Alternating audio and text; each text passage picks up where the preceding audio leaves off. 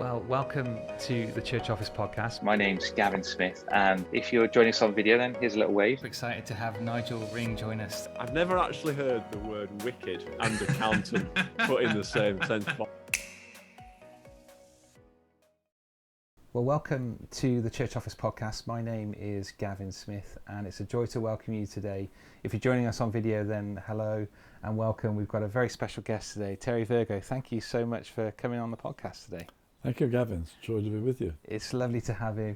And you might be thinking, why have we got Terry Virgo on a church administration, church management podcast? Well, we love talking to pastors, and we love the work of ministry behind the scenes and supporting pastors to do what God's called them to do.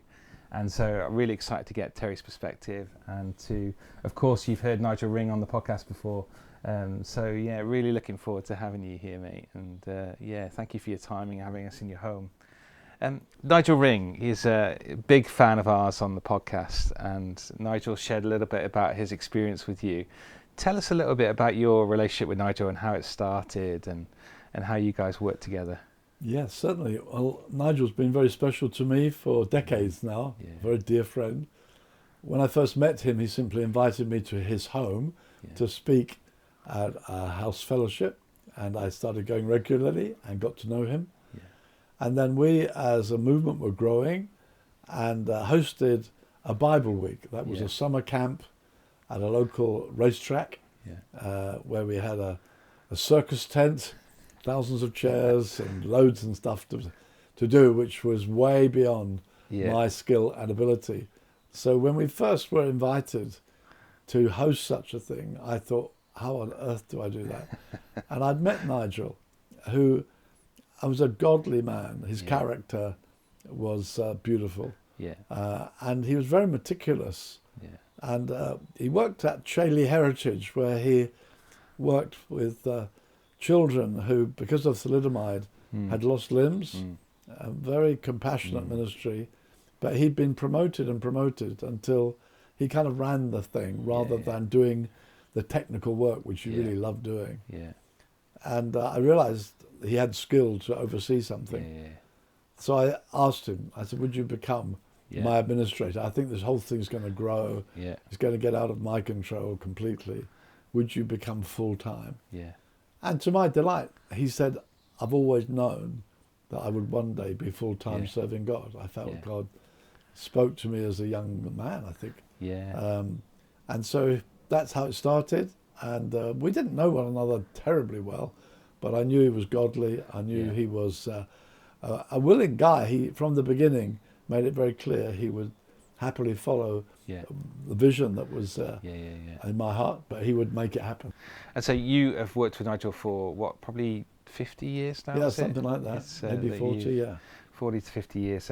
And Nigel became part of your team in New Frontiers. And did his work extend beyond that then, after doing the kind of initial Bible weeks? Did he help to sort of develop and bring some structure, I guess, to New Frontiers? Yes, I think that I was in a small town called Seaford, which is about 30 miles to the east of Brighton.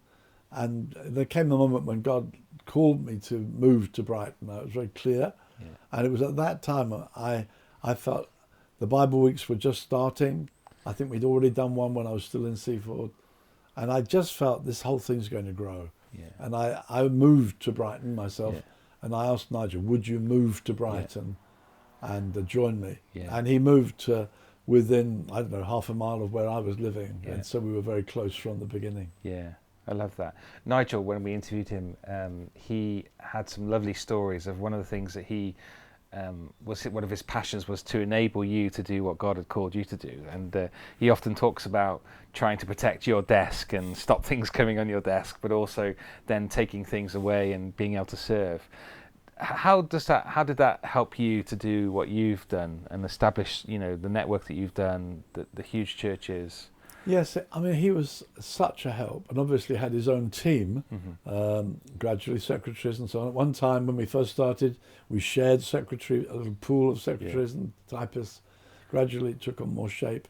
But the whole thing grew over years. When I invited him, we would have been working with perhaps 20 churches and a small Bible week. Yeah. But by the time we concluded, there were hundreds of churches around the world, and the massive Stoneleigh Bible Week with 30,000.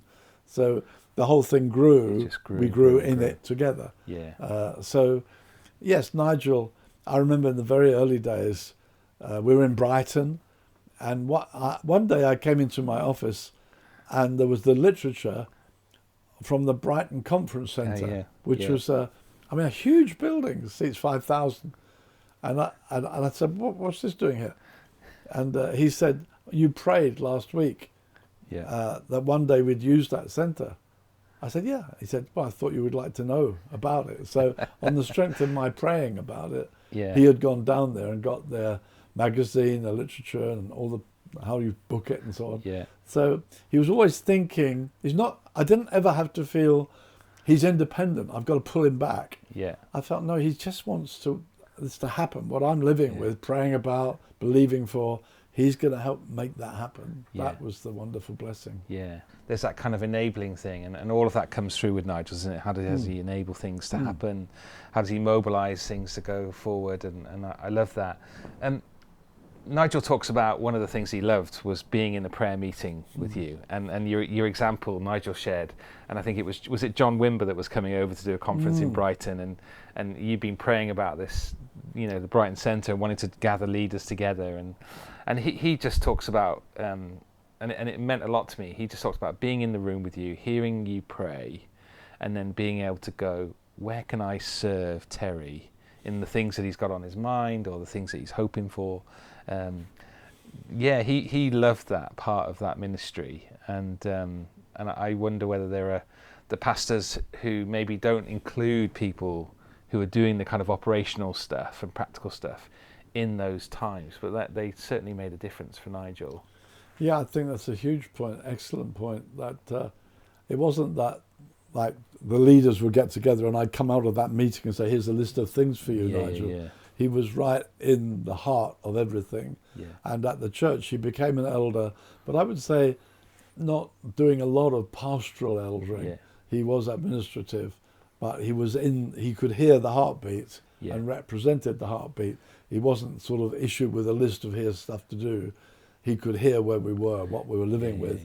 And he would be often, as it were, one step ahead, like the one I've just mentioned, thinking things through. Yeah, I love that. Yeah, he does talk about those times. And so if you're listening to this and you're a pastor and you've got people either in a voluntary or part-time way that are serving you in kind of admin administration, include them in your times of prayer, include them in your times of planning, because they can hear things and be aware of things that actually they might have gifting to move things forward in a way that actually you might not have the time to do. And Nigel talks about this kind of liberating role of, liberating pastors from doing lots of tasks. Tell us a little bit about some of that. As the church grew, as it got bigger and bigger, what kind of things did Nigel get involved in? Well, for us, he was working administratively to me in the wider world rather than the local church. And so, obviously, as things grew, you need people handling various aspects. And one of the things we did not want in the growing New Frontiers world was to have a kind of central church. We were wanting to have like a group of churches on the move together. As we thought about it, we felt more like an armada was the phrase we came up. Then we joked because we remember what happened to the armada. And so it was about the time of Falklands, and there was a task force. And we thought of that principle. There was a ship that the admiral was in. The ship had its own captain, but it happened that I was in the Brighton church. But if you like, I was admiral of the whole advancing fleet. So we certain subjects would come up, like somebody had a prophetic word about people's golden years, older people, and serving them and doing maybe conferences for them. So Nigel considered, hey, who would be good to head that up? And there was a brother who, I think maybe it was the one who had the prophecy and was in a good church. He said, would you host that conference? And then there was that we had children's things happening, and there was a church where there was a very gifted children's worker, Now, would you head that up? And then we were beginning to get our training program for pastors. Yeah. And actually, I knew the guy who I felt could do it, but it needed a team. Yeah. Needed to be the administration. There would be funding for that. Yeah. I never needed to get involved. Yeah. So Nigel would say, "Now, what would be your funding? Yeah. How can we help you?" But we don't want to pull that into our Brighton church. Let you as a church make that your baby. What you do for us, Yeah. like in a task force, you might have an aircraft carrier, you might have a mine destroyer, you might have all sorts of different ships that have different roles, but they're part of the fleet. Yeah, part of that. So this church, that church, we spread the sphere of responsibility. Yeah. But he would look after that. And then when we were church planting, we wanted to be together in it. So we said to someone, "I'm going to plant a church." We obviously fellowship that through to help that plant. And we would say to them, "Right," and Nigel would handle all this. What will be your budget? How much will it cost you? How much do you think you will raise from the people? Yeah. You know, your salary, your this and this, all the things that. But that's your budget. That's how much it's going to cost. That's how much you will raise from the centre. We will supply 100% the rest for 1 year. Yeah. Second year we'll provide 50%. Yeah. And then third year you're floating. Yeah. If you're not, come back and ask. Yeah. And so Nigel would oversee all that. Yeah. He would do the interviewing, sort it all through, so we could help churches get started with the funding they needed, which would usually be a 2-year program. And by the third year, they're usually up and running. Yeah. But Nigel, I never got involved. Yeah. You didn't That have was to. our vision. We shared that vision. He made it happen. Yeah. I love that. I love the fact that he's brought structure, budgeting, finance, and sometimes these are the areas that don't always get talked about or supported, do they, in church plants? It's we're going to go here, we're going to do this, and there's a whole lot of work that happens behind the scenes. Yes, and absolutely. really Nigel just covered all of that and worked that through with the team. And he would be looking for who will be the administrative guy with you in that, who can help sort that, because often it's the pastor, the visionary leader, kind of prophetic guy wants to do it. Yeah. And he would try and help them. Who's going to help you with this? Who's going to be sorting that with you? Yeah. And it's good, isn't it? I think Pete's always had a church administrator in his place, and he said it would come out of a kind of realization of, actually, I've got weaknesses and I need people's help, and he's been very good at building a team with different people to himself. And you've obviously built teams at all different levels, from being in Brighton to you and New Frontiers in the UK, and then the global team. Give us a little bit of wisdom about how you build teams, and character is something that you've already talked about, which is so important, and love for God. But what else? Help us here. I love the word team. Yeah. You won't find it in the Bible. Yeah. Which makes me a little cautious. And I've sometimes taught and said, look, be careful that you don't make team the word and then use an illustration from cricket or rugby or something and say, this is how, wait a minute, there's a little principle there that's not very biblical. So you just have to be a little cautious, but I think team is a great thing. And I loved the privilege of leading teams. I think you do need a team leader. I've known churches where they say, oh no, there's just plurality, there's no leader. I honestly don't think it works. I think there needs to be a team leader. And then in the structuring of a team, you're hugely blessed if you've got diverse gifting. So in the church at Brighton, we had a full-time evangelist, a guy called Mike Springer. And we'd be talking about the subject, maybe you have a team meeting like last a day or whatever. And suddenly, what about the lost? Suddenly there'd come this voice. Say, well, you guys talking? What about? And it was such a blessing to have in your ranks that diverse gifting, where that burden gets heard. And it's not thinking this is our duty. We ought to think about that as well. There's a gifted guy who comes through. So and some administrative stuff. He would get bored with that anyway. But we want to do a lot of it all together, so we hear those different gifts coming through. So I think that's valuable. I think another thing, about team is openness and vulnerability. So I think a team leader who is not vulnerable, who has no needs because he's all able, it doesn't give strength to the team. So I would be very open about my need. I couldn't do this without you. Oh, well done, that's terrific. It's not like I have to have all the answers because I'm the team leader.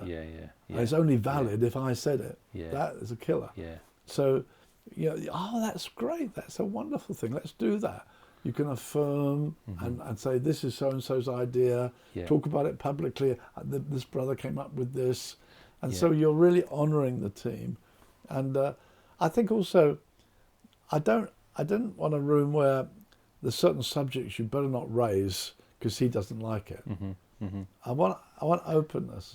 So, and so you can ask anything in the room or challenge anything, because to be honest, if you can't challenge it in the room, you'll challenge it in the corridor with your friend. So that when that came up, did you agree? No, I didn't agree. But you don't say it in the room, so you say it in the corridor. So you've got problems. But if you can say anything in the room, you can challenge anything, then we know, well, I don't feel happy with it. Well, let's hear it in the room. Because, and also, if you're in a church eldership, and this is what the eldership's saying, and then the guy goes to maybe talk to some of his house group leaders. And they say, why are we doing this? And you say, I don't know why we're doing it, but then we have to do it. So you've got pockets of unhappiness. Whereas if everything can come out, then we can talk it all through and give the reasons and hear one another through. So you remain a very united team. That's what the word team I love.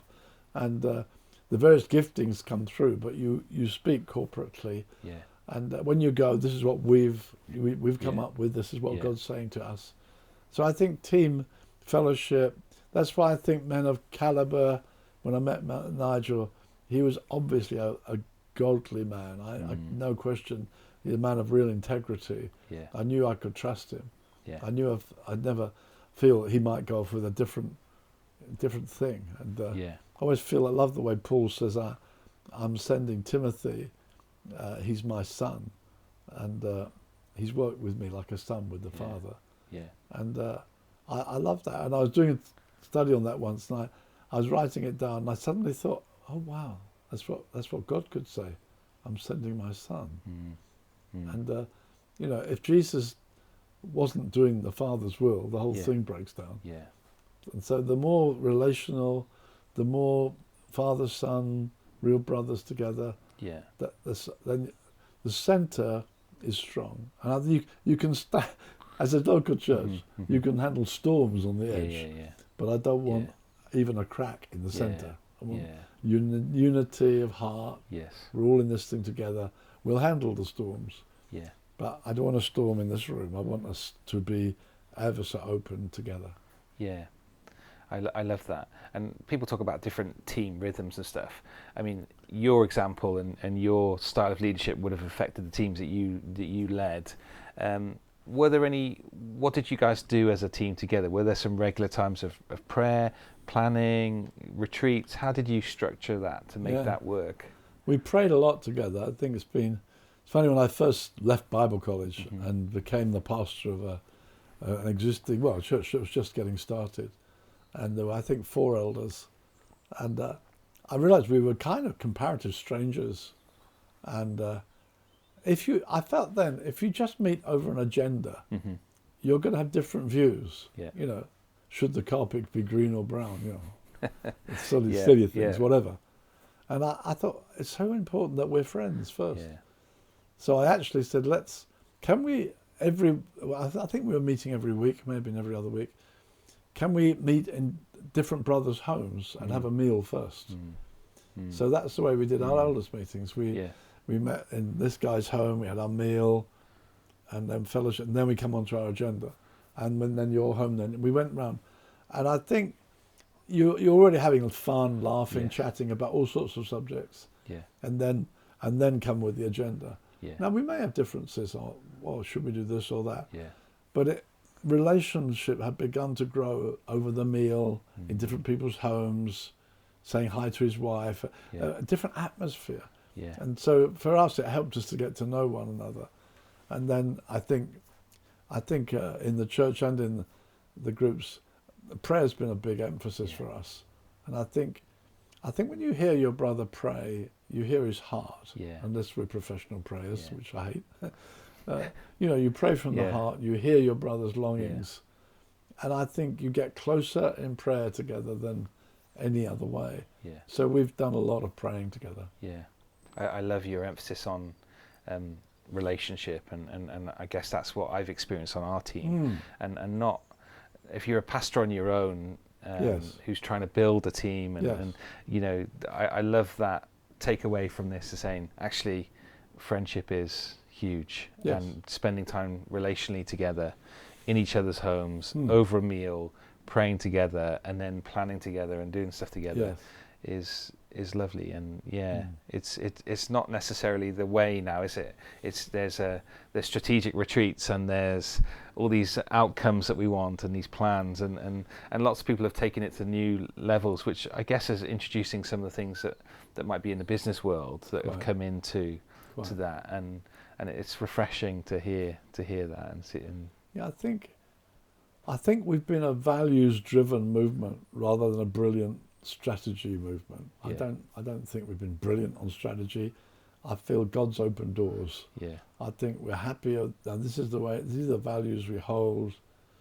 I think that's been uppermost with our thinking, and to pray together would be one of those important values for us. And so I think family rather than business is absolutely crucial. Yeah. I think it's interesting, isn't it, that a lot of Christian leadership magazines these days are more and more about methodology, business style, 5-year plan, less and less on spiritual things. And I'm sad about that, because we're essentially shepherds with a flock rather than businessmen with a business. Yeah, Pete often jokes about people ask him what his strategy was, and he says he has no strategy. God, he looks out to see where there's grace at work, and he gets involved in it and celebrates it and enjoys it and builds and it's very different. Absolutely. And Pete would have the same kind of relationships, and so if that's helpful to listeners who are thinking, right, I'm in a point where I'm ready to build a team in our church. What am I looking for? Then we're looking at people's character. We're looking at people's love for the church, for the gospel, that same heart, that same vision and mission to move forward together, isn't it? And those things are worth more than just being an excellent manager or an excellent administrator or something like that. It's broader, and I love that. In terms of moving forward, and is there anything that you would, looking back at your history and being involved in New Frontiers and leading that, for pastors now, is there anything that you would look at and go, I do that differently? When it comes to sort of recruiting staff, thinking about the church teams, all of those aspects. One of the things I think, when we began to find guys taking responsibility in a certain geographical region, that's how we began. Yeah. Well, that's how a certain phase we went through. Look, there's 5 or 6 churches in your area. Can you help? Can you help oversee them? And I think what we tended to do for a while was, every time we asked someone, would you take responsibility for that region? We then pull them onto the team. Yeah. And what happened was the team got too big. Yeah. Because we got guys here, guys there, and they're really doing a super job for us and with us. But if you make them part of what was the team that was making all the major decisions, which it's quite a widespread area of decision making internationally, in terms of philosophy, in terms of theology, in terms of Bible weeks, whatever, and you needed for decision making a smaller team. So at one time our team got too big, and so I had to say to guys at one point, look, we're going to just have to change this. Now, thank you for all you're doing. Please continue doing that with those churches, but we need a smaller decision making team, because it's just too complicated. So we had to learn. I would not have grown their team so big initially had I not thought about that. What are your thoughts on we're a big advocate for appointing a kind of operations person or church administrator, and Pete and I will sit and chat saying, if we have an administrator in place, then we can grow all areas of the church because it's quite a broad, wide net. But a lot of people go for those kind of specific things quite early on. Have you got any advice for that, or any thoughts that you've seen over your history that actually, a good high would be to go for a number 2, or what would you say? Yeah, I'm trying to think honestly back to see that I'm not answering theoretically, but from practice. I think that I would encourage diversity when you're gathering someone in. So when we were planting a church in Mumbai, as it happened, we had an evangelist in our ranks called Lex Lozides. I said, Lex, would you go and be there with them for a year? Yeah. There's a pastor in place. I think if they could have an evangelist, it's going to really help them. So and Lex has moved to several churches for us over the years to help them get started as an evangelistic contribution to the church planting and getting the pool. He did the same in Eastbourne for us. When we started Eastbourne, would you go there? And after a while it got going, and the pastor came to me and said, I think he's helped us get started. Now I probably now need another pastor teacher. Someone else, because he's done that role. So it's not theoretical, it's actual practice. What's happening? What are we doing at the moment? So I think giftedness can respond to the area of need that we're now trying to get into. That's good, isn't it? That it isn't just we need this or that, but it's actually, what does the church need to go forward? And it might be for a season, and it might need to change. And I guess that's the beauty of being part of a network and New Frontiers, that you've got gifted people in lots of different areas, like Nigel or this other chap you were saying, who you can bring in to go, actually, would you go and serve that church for a period of time to help them? And I can see some real fruit in that. Strength. There was a time for us when I felt, as New Frontiers at this time was growing fast, I think, to be honest, and I thought, we need a kind of a creative figure. I think maybe we need a magazine. I just sensed we were on the brink of fresh breakthroughs. And I felt, now Nigel is just unbelievably wonderful at making happen what I'm dreaming up. I almost need a guy who dreams up stuff administratively. A different gift to Nigel. Nigel would try and read my mind, and did it brilliantly, and make things happen that we together thought, this is it. Unbelievable. But I think we need, and the guy came to see me who'd been in our church for, I think, a year and a half, and he said, may I see you? And he said, I've got a fork in the road in my job. I could be doing this, I could be doing this, and what he described his area of gifting, and he joined the church, and one of the elders had said to him, I know you're a gifted guy, just sit in the back row for a year. It was very interesting counsel. And he kind of said, I've been here, I've sat there, but I need guidance, please. He's talking about these various spheres. And as he talked about his skill areas, I said, I'd just like to make your life more complicated. So I said, this or that. I said, it could be join us. It's another thing to do. And he became came on the team with us, and edited our magazine, did all kinds of stuff that we would not have done had he not joined us. And he was one of these guys with new ideas every day. And we joked about 10 new ideas before breakfast. He came up with, and he lived like that. He said to me, the ones I really love are the ones I come to, and your first response is, over my dead body. And then he said, and then we get to do it. He said, I love those. But I loved his creativity, and I loved Nigel's meticulous attention to detail. And I mean, they were so different, these guys, but they worked together brilliantly. And if they were both happy about something, I thought, I can't go wrong with this, because this guy's cooking. A kind of genius, inspirational skill, and Nigel's brilliance at making sure the detail would work. I felt very blessed to have them both. I love that. I love that. Well, to finish on, I love the way that you're thinking about different gifts, that you're drawing that out, that it sounds like you were always interacting with people and aware of what people were doing.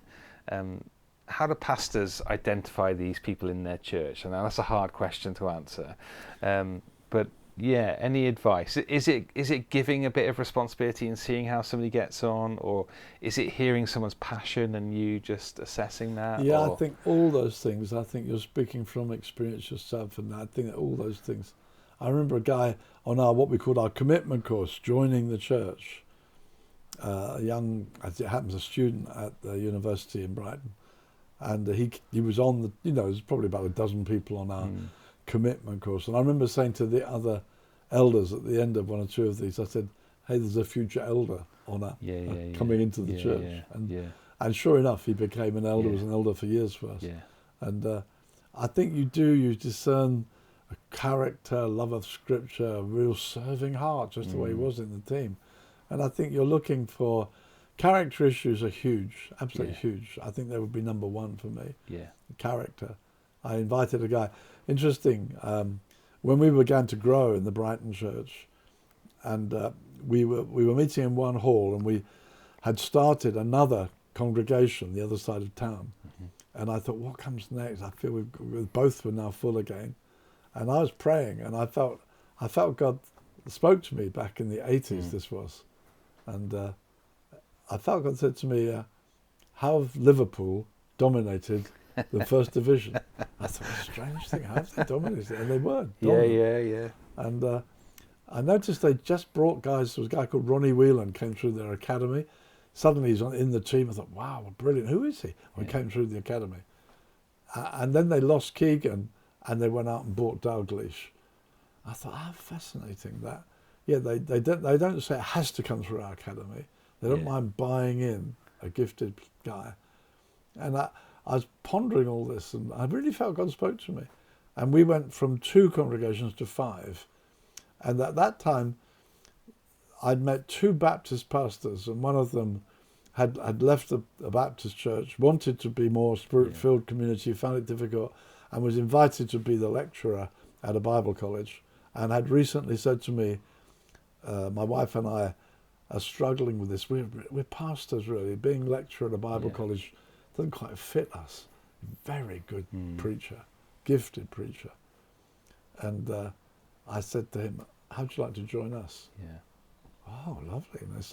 And then another guy, we put on a pastors' conference, and it was not very big in those days. And during the conference, he stood at one point in front of everybody, about 50 or 60 people there. And he stood and he said, I've been ruined by this conference. And he said, I'm fed up with being an umpire in a church. I've had it. I'm going to go be a milkman. And I went and saw him and chatted to him. And I said, would you like to join us? He said, you don't know me. And I said, you're about the most transparent person I've ever met. I know you very well. And he became, just superb. So we had 2 extremely gifted pastors. They'd been pastors for some years, very good preachers. And then we brought 3 of our young men who'd come through the ranks. And so we had the 5 guys leading congregations. 2 of them, they rubbed shoulders a lot together anyway. 2 very gifted preachers, 3 young guys coming through our ranks. And that's how we went on for some years. And I felt God whispered into my heart. How did Liverpool do it? And we sustained that with gifted guys, young men coming through with evident gifting in themselves, emerging. And combination of the 2. Character to me is just massive. That gifting is a great extra. And we love gifting. Gifting makes things happen. But without character, you're in trouble. So character that you can trust, guys that work together well, they're not pushy, they're not striving, they're comfortable in God. That to me has been absolutely key. I love that. Thank you so much for sharing that, and thank you so much for coming on the podcast and promoting this and hearing a little bit about your story with Nigel. And I've loved looking on, going the different combination of gifting just just works brilliantly, and to see the fruit of all that you've done and your ministry is incredible. And so thank you so much for taking the time. Thank you so much, Gavin. Been a joy to be with you. It's great. If you've got any questions that you'd like to throw past the podcast, then please get in touch. We'd love to hear from you. The website is full of lots of different resources there to serve pastors, there to serve administrators. Please check them out, and if they are a blessing to you, then please download them and use them. We've got 65 different podcasts of lots of different topics and subjects, and we'd love you to go back and have a listen to previous podcasts, and they may be of use to you of some kind. So thank you for joining us today, and we'll see you again next time on the podcast. Bye.